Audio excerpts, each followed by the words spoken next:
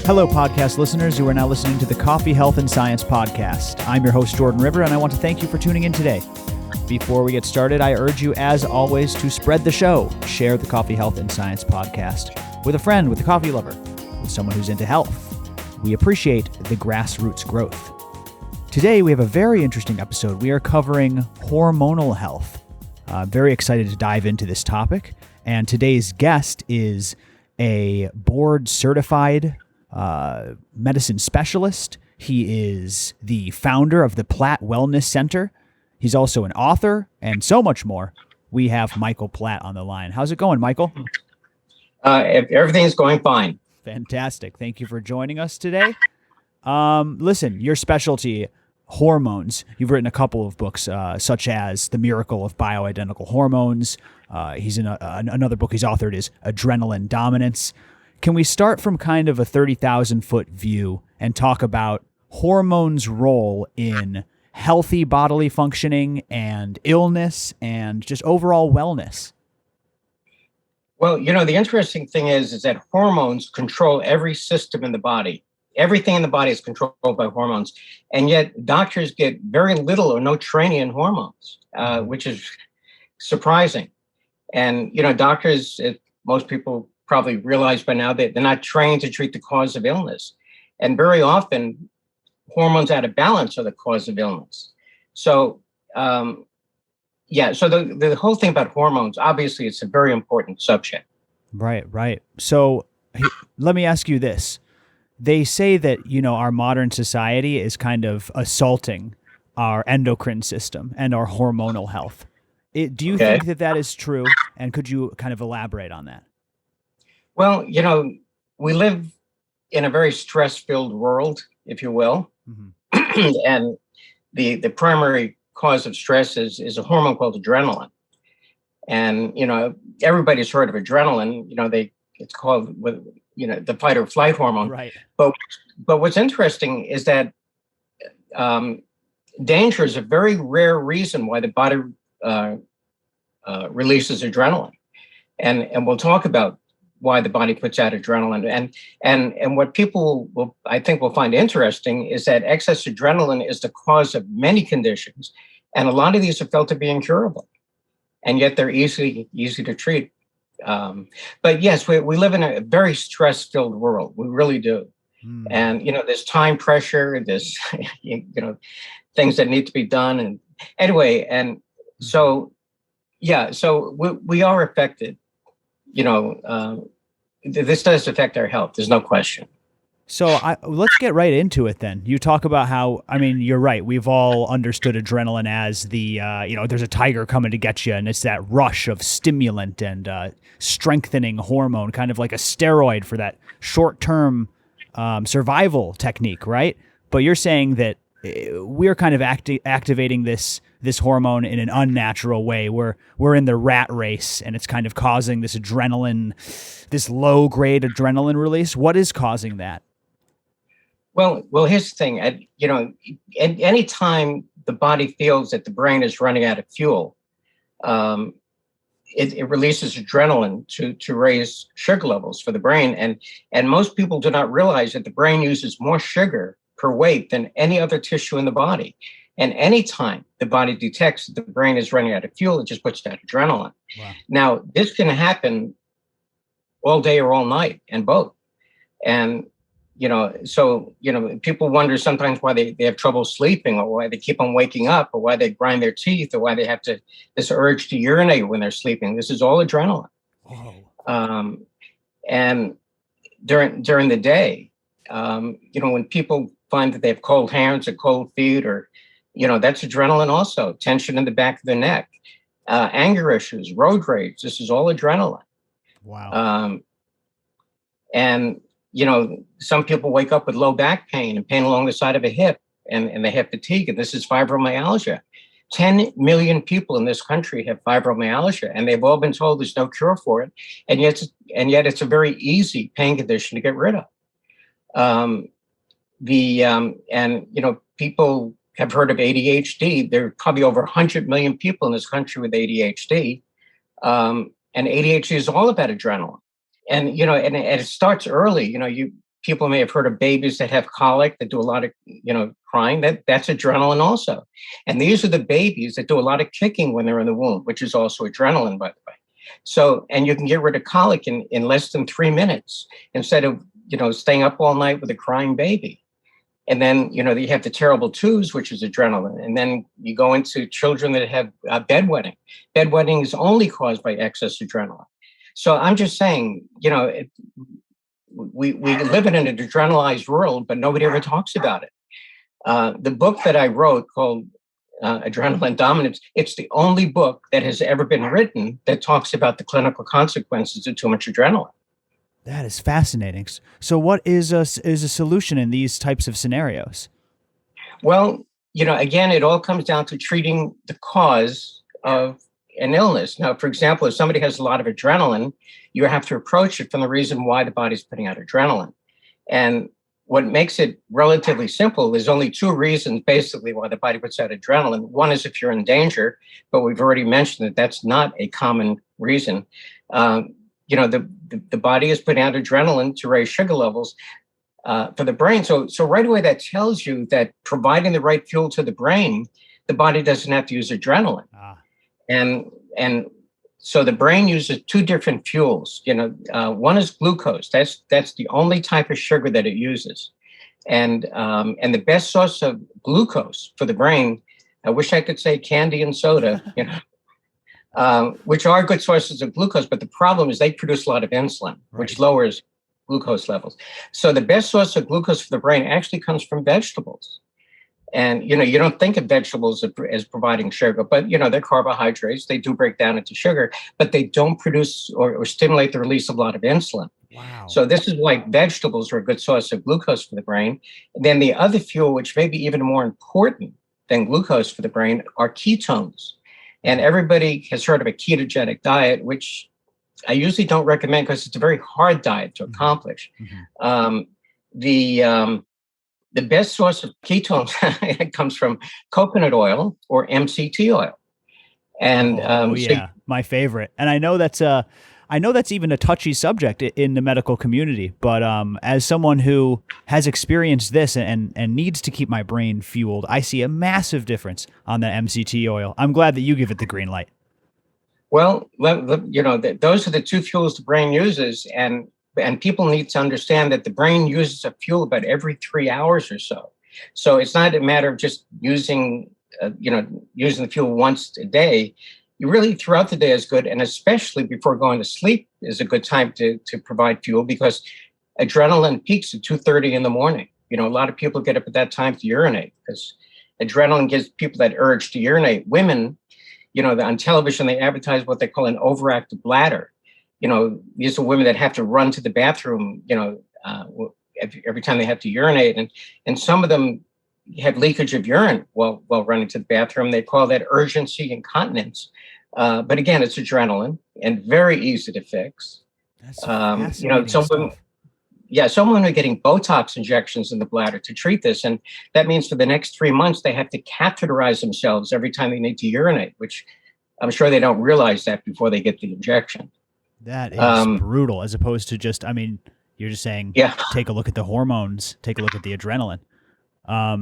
So just overall stress is what you're saying is improper fuel for the brain, which primes you for stress, and then the stressful impacts that we all have throughout our daily lives. Is that sort of the recipe?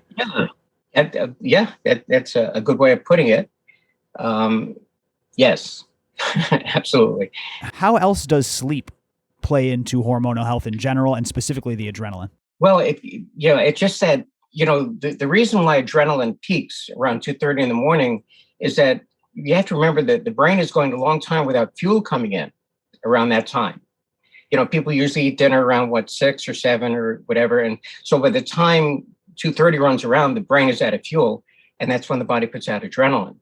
But people, there are a lot of people, believe it or not, that are concerned with weight. You may have heard this, right? Sure. It has come up once or twice. Okay. Well, what's interesting is that nobody talks about adrenaline as the major cause of weight gain. Now, remember, adrenaline is raising sugar levels. And the whole thing about sugar is that it doesn't matter whether you're eating sugar or if the body's making sugar. If you don't burn it up, then the body takes all that extra sugar and puts it into the fat cells as fat to store. And when the body releases adrenaline, it creates stress to the body because adrenaline is a stress hormone. And the body responds to stress by putting out cortisol to deal with the stress. And as you may know, the first thing cortisol does, it also raises sugar levels through a different process called glycogenolysis. And so while people are lying in bed, not moving, they're putting out two hormones that raise sugar levels. And this is why people very often get frustrated when they're trying to lose weight because they diet, they exercise, and yet at night they gain all this weight back. Wow. And nobody ever talks about adrenaline as the cause of weight gain, and yet I feel it's the number one cause of weight gain.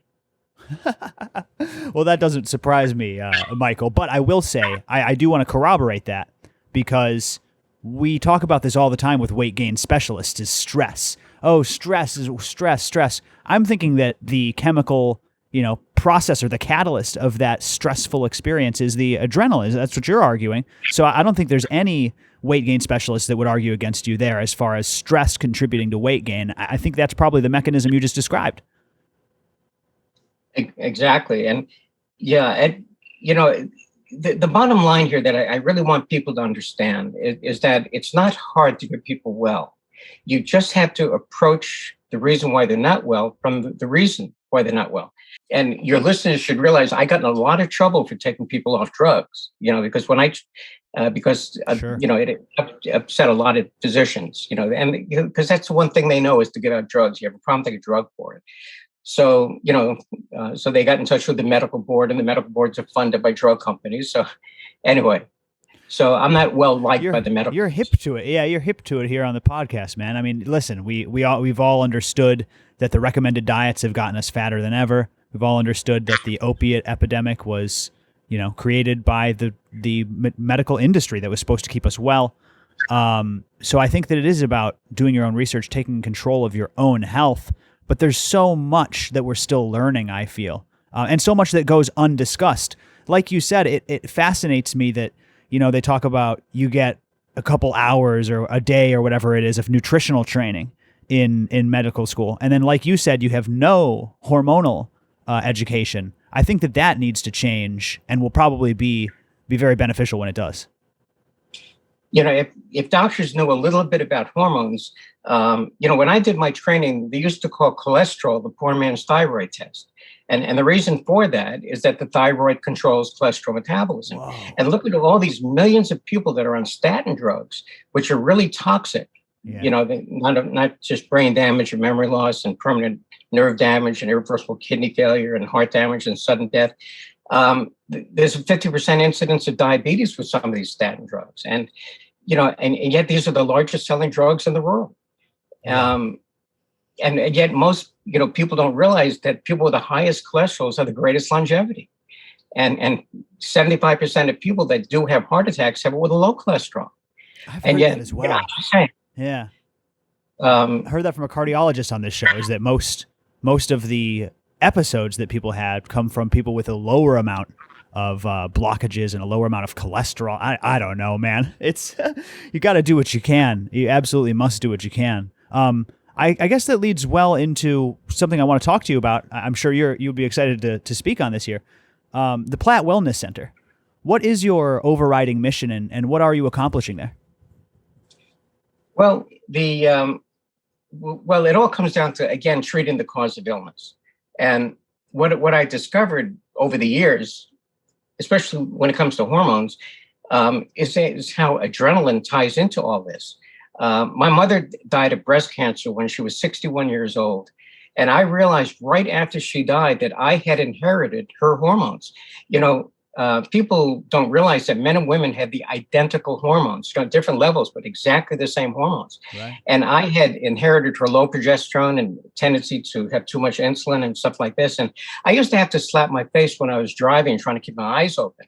And, it's not the slapping of the face that wakes you up. It takes about 10 minutes for sugar levels to go back up, so you wake up. But so ever since I started using progesterone cream, and this is going back 20 years, I've never gotten sleepy, ever, in a car. And the reason why is that progesterone blocks insulin, so you don't get hypoglycemic. And yet most people, including doctors, think that progesterone is a woman's hormone. Men, make progesterone. They stop making progesterone around the age of 50. And it's after the age of 50 that men start putting on weight because they have no control over insulin. They start getting prostate cancer because they no longer have progesterone to block estrogen. And people don't realize that men wind up with higher levels of estrogen than women have. So again, it's all hormones and what it does. Wow. I don't want to bore your listeners with this thing about hormones, but they should understand it's important. They're important. No, absolutely. 100%. So that's the primary focus of the work at your institute, though, is balancing those hormones. That's a lot of the work you do, probably nutritional and hormone related. Exactly. Both those things. Well, that's what we do on the show here, basically. So you mentioned, adrenaline, you mentioned these kind of what we label as gender specific ones, like testosterone versus estrogen. Again, do you see some of the research coming out about, diet and estrogen, soy and estrogen? Do you have any takes that you could share with us on these things, if they're a real issue, maybe a threat to our health or not? Well, I'll be honest with you. Estrogen is my least favorite hormone. In many respects, it's a very toxic hormone. And yet, women on birth control pills, they stop ovulating, which means they stop producing progesterone. And, women get fibroids and endometriosis and polycystic ovaries, and they wind up with gallbladder disease and blood clots and asthma and 6 different cancers and rheumatoid arthritis and lupus, all related to estrogen. To me, it's a very toxic hormone. And what protects women and men from estrogen is progesterone. Wow. And yet, it's the last hormone that gynecologists ever give to a woman is progesterone. And when they do give them progesterone, they give them an oral progesterone, which goes straight to the liver, converts into a different hormone. There's so much miseducation and misinformation amongst the medical system about hormones. And it's tragic. It's actually tragic. I wanted to change healthcare in this country, but let me tell you something, the roadblocks you run into, I'd imagine so. We got to dig into that application of progesterone, though. I see the creams, progesterone cream. You just put a little bit on your elbow or whatever. Are those good? Do you recommend these? This or that brand sort of thing? Well, the progesterone cream that I recommend, and we have 2 different ones, one with oil of lavender, one without, but they're 5% strength. Now, 5% means that each pump is 50 milligrams, and 50 milligrams is the exact strength you need to block adrenaline. And, people that are really stressed out or tense and trouble focusing, literally within minutes, once they put progesterone cream, it goes on the forearm, they rub two arms together. Within minutes, they feel nice and relaxed, and they can focus better. Wow. Colic in babies goes away in 3 minutes. Again, progesterone can get rid of bedwetting in children in 24 hours. You can get rid of road rage in 24 hours. I don't know about that, man. Have you seen me drive? I'll have to give it a try. But all these things that people read about, there's so much anger today. Yes. I mean, and anger is all about adrenaline because, that adrenaline is what creates anger. So, theoretically, we would have a much better world if everybody was using progesterone, frankly. People that have restless leg syndrome, you just have to massage into the thighs. It goes away in 30 seconds, so you don't have to deal with it all night. People that have, what they think are migraine headaches, just about every person who has a migraine headache actually has a different type of headache called occipital neuritis. And it comes from the occipital nerve sheath at the base of the skull, and it causes excruciating headaches, always mistaken for migraines. And these headaches are only caused by excess adrenaline because the adrenaline tenses up the muscles of the neck and it squeezes that nerve sheath. But you just have to put progesterone cream on the back of the neck and these headaches disappear. Most people that have ringing in the ears, tinnitus, is caused by, again, adrenaline causing tension in the neck muscles. I think what people are beginning to hear is that, if you treat the cause of these problems, they're gone. And and unfortunately, we live in a world where we don't treat the cause of problems. Yeah, we tend to treat the symptoms. That's true. I mean, I'm super fascinated. I have progesterone cream. Actually, Dr. Coffee had prescribed it to my pregnant wife when she was having migraines. Talking on this exact same subject. Now, let me ask you though, if we're using this to kind of counteract the adrenaline or whatever it may be, is there a danger of overuse? Are we worried about imbalancing with too much progesterone? What's nice about progesterone, you cannot overdose on it. You could use it 30 times a day. You run out of it, but you won't overdose on it. There's only one downside to progesterone. And have you ever heard of a condition called type 3 diabetes? Type 3 diabetes. It's insulin resistance in the brain. And, why people know about it, it's the number one precursor to Alzheimer's. And the thing about Alzheimer's, it's a disease of prevention. So, wow. And so, but when people have insulin resistance in the brain and they use progesterone, one of the benefits of progesterone is that it does create some degree of insulin resistance, which is good because it prevents people from getting sleepy in the afternoon or sleepy when they're driving, which is good. But if they already have insulin resistance and they use progesterone, it increases the insulin resistance, makes it even harder for the insulin to get sugar into the brain. So the body puts out even more adrenaline. So the only downside to progesterone is when people have insulin resistance in the brain. But let me tell you something. There's no test for insulin resistance in the brain, type 3 diabetes, except what doctors don't realize is that if they put somebody on progesterone and they get even more adrenaline poured out, then that means they have type 3 diabetes or just no fuel at all in the brain. So from that standpoint, it's good to find that out because once people know that they have insulin resistance in the brain, they start using a lot of MCT and coconut oil, which goes directly into the brain, doesn't need insulin, and can prevent themselves from getting Alzheimer's. Oh, well, we talk about coffee on this show, don't you know, and all the research around coffee and Alzheimer's prevention. But you must, I mean, listen, we got to wrap it up here, but you must, okay. I'm worried to ask you, I want to, pardon the pun, unfiltered take, because the one thing they say about coffee with the caffeine, adrenal fatigue, this or that, what do you think about coffee consumption, caffeine intake, and adrenaline? What is your prognosis? Okay, caffeine is a stimulant. And so is adrenaline. But the thing is that it takes 24 hours to lower adrenaline. So if people are eating correctly, caffeine is not a problem. And one of the good ways of getting MCT oil is through Bulletproof coffee. Yeah, sure. Yeah, I love the Bulletproof's MCT 100%. Yeah, so I have no problem with people using caffeine, none whatsoever. And there are a lot of benefits to caffeine. So and by the way, adrenal fatigue that you mentioned is a condition that doesn't exist. I knew you were going to say that. Well, it's a naturopath diagnosis. And the reason why they make the diagnosis, they do what are called saliva tests for hormones. And when people have, adrenaline is a survival hormone.